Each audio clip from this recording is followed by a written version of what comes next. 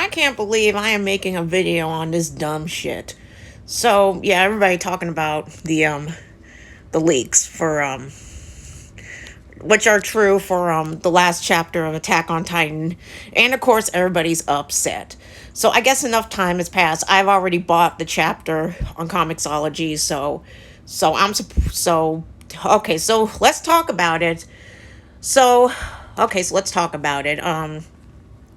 The thing that I left out, the first thing I left out when I did the video, well, with the whole thing with Ymir doesn't make. I bet people were like, "What?" But okay, like I was saying, when you've been controlled your entire life, basically, Ymir was a slave. You know, you don't know. You pick up behaviors you don't know any better.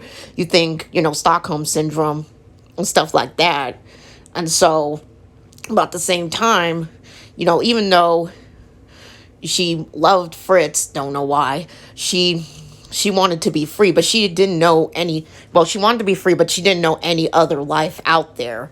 So you stick with what you know, Stockholm Syndrome, basically.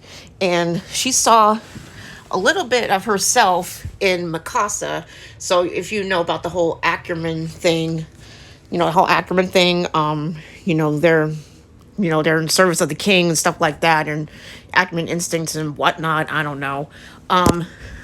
She kind of sees that in, Mikasa. She felt like it was too late for her to free herself, but it wasn't too late for Mikasa. So that's why pretty much, and that's pretty much that one dream thing that Mikasa had. I don't know. Also, everybody complained about Aaron's character, but I don't think Aaron had changed that much from when we were first introduced to him. Like, oh, he was all whiny. So he was whiny before. I don't know why people forget about this.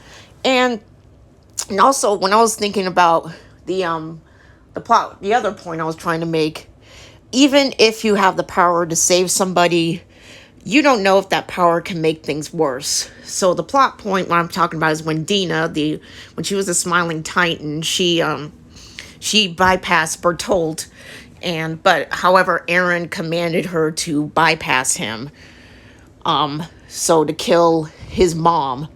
Now, and it kind of makes, and you're like, why would Aaron do that? Well, I'm thinking since the Attack Titan has the power to see into the future, he probably seen, he probably tried to save his mom. Probably seen if he tried to save his mom, his mom would have been saved, but something worse would have happened. Maybe Marley would have attacked earlier or something. I don't know.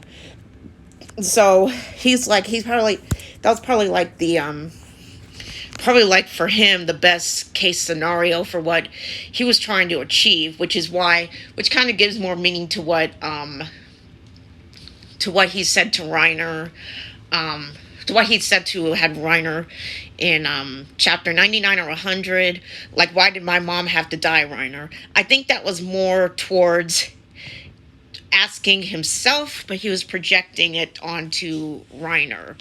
I guess because, like, why did my mom have to die, Reiner? I guess trying to get it from Reiner's point of view, because obviously Reiner is from Marley. So I guess it was directed, the question was directed towards Reiner, but also directed towards himself. Like, why did my mom have to die? Okay, another issue is, it kind of makes sense everybody who's turned into Titans after the rumbling, they turned back into humans. I kind of expected that, but I didn't really expect it.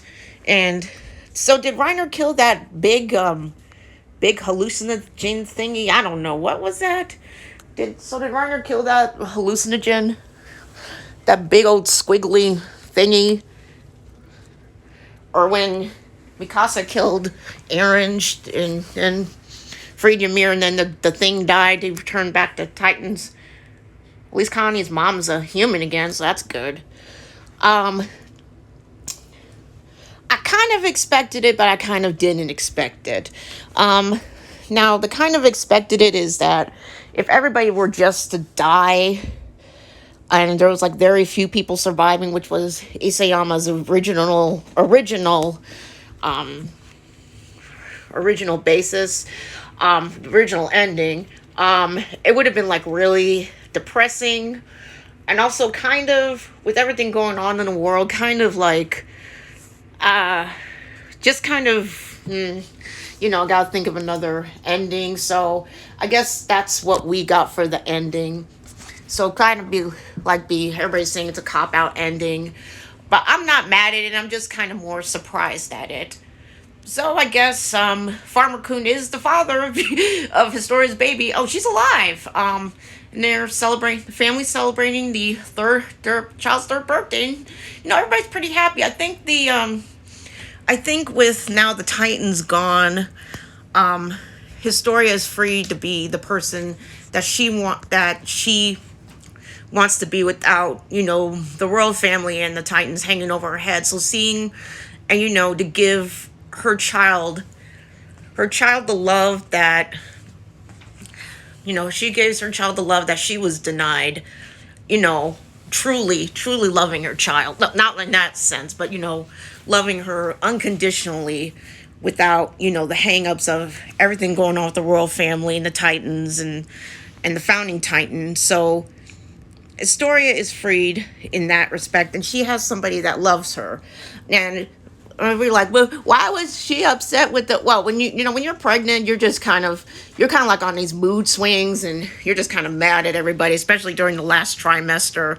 You're just kind of mad at everybody. So it's kind of like a normal argument, between two couples. Like, come into the house. Like, no, you're never touching me again. I don't know if anyone experienced that, but that's how I see it. So, everybody else traveling, trying to make peace negotiations with everybody, because, they're like, yeah, and also, Paradise Island getting a military force ready. They're like, yeah, you know what, stuff happened, but we had nothing to do with it. But if you still want to fight, bring it on. We're not going to, it's saying that we're not going to sit down and we're not going to just sit down and take it like before in the past. We know, but if you still want to fight, we're here. And the last part, Mikasa at Aaron's gravesite, which is the tree, which is really, I feel bad for her. It's kind of sad.